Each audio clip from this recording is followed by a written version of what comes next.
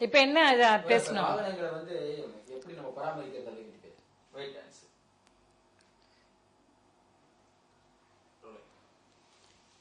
போன வாரம்லாம் பாத்தீங்க. இப்ப ஓரளவுக்கு லைசன்ஸ் பத்தி எல்லாம் தெரிஞ்சிட்டீங்களா?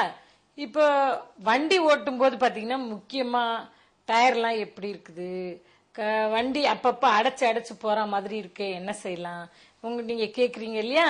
இப்ப வந்து பீரியாடிக்கல் செக்அப் அப்படின்னு சொல்லுவாங்க. ஒவ்வொரு வண்டியும் பாத்தீங்கன்னா வாங்கின அன்னிலேருந்து ஒரு வருஷம் வரைக்கும் வண்டியே வேலை செய்யாம இருந்தா என்ன ஆகும்? உங்களுக்கு மைலேஜ் கிடைக்காது, பிரேக் சரியா பிடிக்காது. அதனால எப்பவுமே பீரியாடிக்கல் செக்அப் கண்டிப்பா தேவை. வண்டிக்கு வந்து ஆயில், சில வண்டிக்கெல்லாம் ஆயில் போட்டு ஓட்டணும், சில வண்டிக்கு இப்பெல்லாம் ஆயில் போட வேண்டியது தேவையில்லை. ஏர் ப்ரெஷர் கண்டிப்பா செக் பண்ணும், பிரேக்கு ஆக்சிலேட்டர் கேபிள்லாம் கரெக்டா இருக்கா அப்படின்னு செக் பண்ணும். நீங்க வந்து டயர் பஞ்சர் ஆயிருக்கா அப்படின்னா பஞ்சர்லயே நீங்க ஓட்டக்கூடாது. பஞ்சர் ஆயிருக்கும் போது பாத்தீங்கன்னா வண்டி ஹெவி ஆயிடும், வண்டி வாபிள் ஆகும். உங்களுக்கு அப்பவே காத்து கம்மியா இருந்தா கூட உங்களுக்கு தெரியும். உடனே நீங்க ஏர் செக் பண்ணும், டயர் மாத்துறதா இருந்தா மாத்தணும், எல்லாம் கரெக்டா வச்சுக்கணும். நீங்க கரெக்டா வச்சுக்காம ஆக்சிடென்ட் ஆயிடுச்சு அப்படின்னா அப்புறம் உங்களுக்கு தானே கஷ்டம். அதனால எப்பயுமே வண்டியை முதல்ல பராமரிக்கணும். சில பேர் பார்த்து சொன்னா நம்ப மாட்டீங்க, என்னோட ஃபர்ஸ்ட் ஒய்ஃப் என்னோட டூ வீலர் தான் அப்படின்னு சொல்லுவாங்க. அவங்க ஏர்ன் பண்ணிட்டு முதல்ல டூ வீலர் வாங்கியிருப்பாங்க. சில பேர் சென்டிமெண்டா அந்த வண்டி கூட விற்க மாட்டாங்க.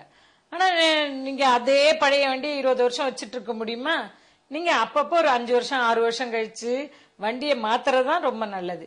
நீங்க பழைய வண்டியை வச்சுட்டு செலவு பண்ணிட்டே இருந்தீங்கன்னு வச்சுங்க, உங்களுக்கு வித்தா கூட நல்ல அமௌண்ட் கிடைக்காது. அதனால ஒரு 6-7 வருஷம் ஆயிடுச்சா அப்படின்னா அந்த வண்டியை வித்துட்டு வேற வண்டியை மாத்துக்குங்க. நீங்க வண்டியை மாத்தும் போது பாத்தீங்கன்னா செகண்ட் ஹேண்ட் வாங்கலாமா புதுசு வாங்கலாமா உங்களுக்கு நிறைய டவுட்ஸ் இருக்கலாம். இப்ப செகண்ட் ஹேண்ட்ஸ் வாங்குறது பத்தி பிரச்சனை இல்லை, அவங்க எவ்வளவு தூரம் கிலோமீட்டர் ஓட்டி இருக்காங்க, எத்தனாவது ஓனர், இதெல்லாம் உங்களுக்கு தெரிஞ்சாதானே. இப்ப கார் பாத்தீங்கன்னா 2-3 ஓனர் கூட ஓட்டி இருப்பாங்க, கார் சேல்ஸ்க்கு வந்திருக்கும், ஆனா வண்டி ரொம்ப நல்லா இருக்கும். சில பேர் வந்து வாங்கிட்டு ஊருக்கு போயிருப்பாங்க, அந்த மாதிரி எல்லாம் இருக்கும்.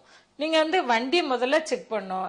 வண்டியில பேட்டரி இருக்கா, அப்படி பேட்டரி ரன் ஆகிற வண்டியெல்லாம் எப்பவும் அதுல வந்து வாட்டர் செக் பண்ணிட்டே இருக்கணும். இல்லைன்னா உங்களுக்கு ஹார்ன் அடிக்காம போயிடும், வண்டி ஸ்டார்டிங் ப்ராப்ளம் வரும். நிறைய பேர் செல்ஃப் ஸ்டார்டர் ஸ்டார்ட் ஆகலன்னா என்ன பண்ணுவாங்க தெரியுமா? வச்சு கையை வச்சு அழுத்தி பிடிச்சிட்டே இருப்பாங்க. என்ன ஆகும்? சீக்கிரமா பேட்டரி டவுன் ஆயிடும். உங்களுக்கு திருப்பி செல்ஃப் போட்டா கூட வண்டி ஸ்டார்ட் ஆகாது.